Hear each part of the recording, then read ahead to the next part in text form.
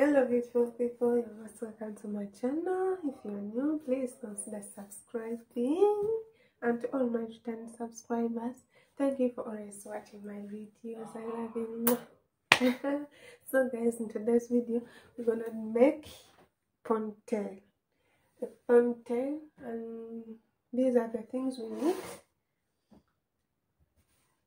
conditioner, gel, I'm using Cantu, edge control, I'm using Cantu. We need this for baby hair. We need a brush. Don't laugh at my brush. We need, I think that's all, and a comb.